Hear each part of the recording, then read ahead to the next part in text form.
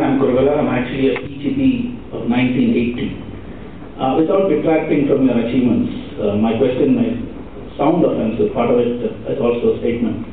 You said the odds are with you. Now, in a parliamentary democracy, it's ultimately votes that count. Yes. The numbers, don't you think, are loaded against you because you have 260 million people, 26% of the population below the poverty line by WHO standards.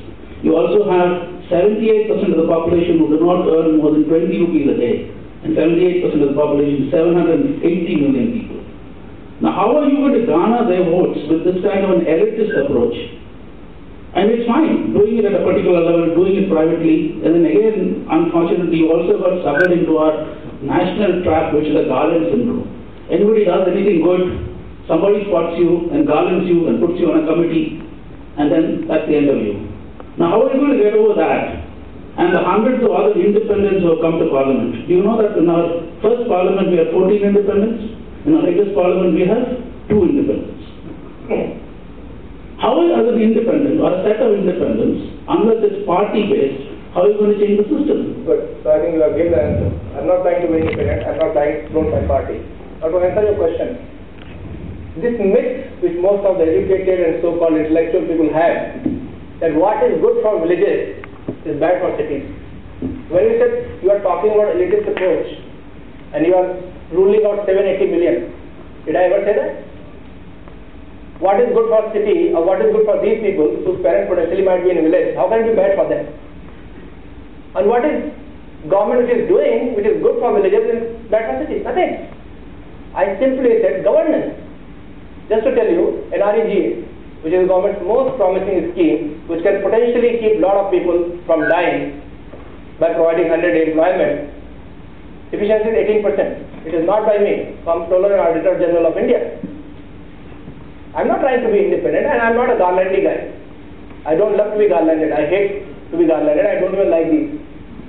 I am the guy who's acting and talking of my action.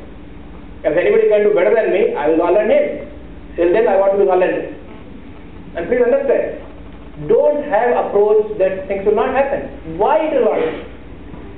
Am I saying something which is against villagers? In fact, I am the only one who is working there. I am the only one who is going and providing 1,800 people every month come from Rajasthan.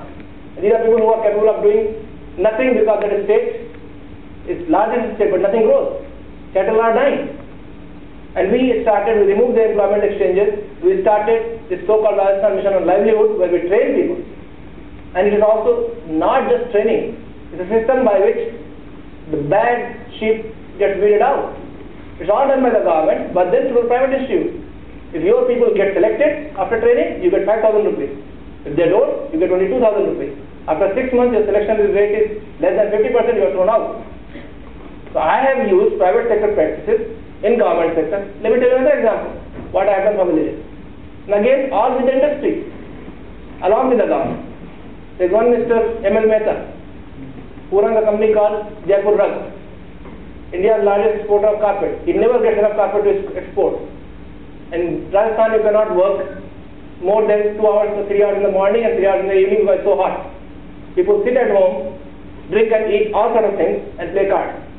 He had this great idea that I want to give them handlooms and teach them how to, and then I'll give them yarn and take their product back. Issue was a little bit of finance. Because it was coming some X number, 30,000 or 40,000 rupees, he was willing to give some subsidy, but then that 10,000 12,000 rupees they take from banks, the economics doesn't work out. But ultimately, giving it free also was making them only 2,000 rupees per month. I am a principal advisor to Vijay Rajesh India. I told her, madam, listen, such a fantastic vote bank for you. Only 20,000 rupees, you do 1,000, also whatever number was there, 20 crore rupees, which is peanuts because your budget is around 6,000 crores. She understood because politicians understand that language and she did it. With that, now there are 10,000 looms and those 10,000 families, their income has doubled and their income is anyway very less, 2,300 rupees per month, it has become 5,000 rupees. I understand villages and what I said, I think you did not maybe understand, I was not very clear. I am not planning to have my party. In fact, I tell my friends who have started the IITs, Lok Paritran or Mr Jai Prakash Nair, Lok Satta. Is the problem with our parliamentary system? No. How many presidential systems other than US, which I don't think is with Mr. Bush around, I don't think very successful. all Latin American countries which have presidential system with dictatorship. All countries around us, except India, are failed democracies. So from my point of view, I believe in parliamentary system. You know what is the age? You know Latin America. You know what is the literacy and education level in Latin America? I don't want India. I don't want a dictatorship. I don't want a dictatorship and being educated. You are not educated. That's the problem. Fine, that might be your view, but I think I'm going ahead with my view. 95% of our country are trained, not educated. Take the IT workforce. They're all coolies. No, I think these are philosophical debates, and you are much older to me. I'm sure you have learned and seen better words. Sir, there are many people who are doing so many small things in this country, but they don't congeal together to do anything big. That's what I'm trying to do. Lots of people, but that's what I'm trying to do. Our system doesn't allow them to come forward. That's what I'm trying to do. What did I say? Try to improve the government. Huh? How? I don't understand what the problem. Who is to govern? How do they get into governance? They become part of the system. When you say the politician is sitting there stopping you from governance. Would you listen? If you don't mind. They have been listening to you all. Please, no. Then listen a little bit more, please. When I said you have these people, when you vote for them, why do you think politicians are bad? They are not bad. Because the people who vote for them, they work for them, that's why we call them bad. And the people who vote for them don't have the means and education and the ability to question them.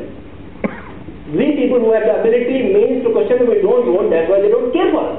And that's why they don't put the candidates which appeal to us in the election.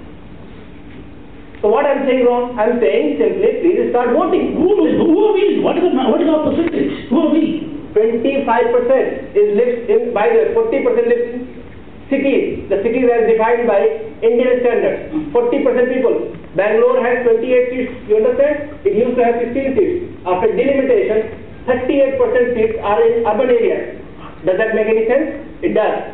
And between the difference between Congress and BJP, I said 98 lakhs. So if somebody knows that these are the guys who are voting for me, they are my vote bank, and they are also going to question, he will behave. Why will a political party not behave if you are their vote bank, if you ask them questions? Simple. Mr. Kurula, you are the candidate to join Change India. And ask these difficult questions. Don't let go of it. I think very good line of questioning. I feel your question, I mean, with all due respect, it is the preconceived notion of nothing will change.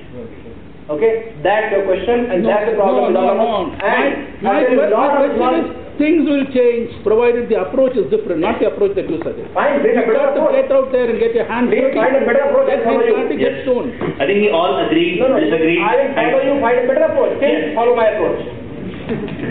All right, next question. When you won that prize, you were asked what you are going to do with that money. You said you want to set up a dairy in your village. Yes. What actually prompted you to say that? What are the results we have? I have some similar results like that. Okay, two things, very simple things. See, 50 lakh is a very small money. You can't do much. In Bangalore, you can't even put a stone with that money. Now, You don't get value. no, what I'm saying, that money, I really felt that it should be into something which becomes a role model, which can potentially be, and also it has to be done in an area where you are comfortable. So though I live here, but my family, a lot of family is in that part of the country, and I have the management ability, management not in that, so that I can manage.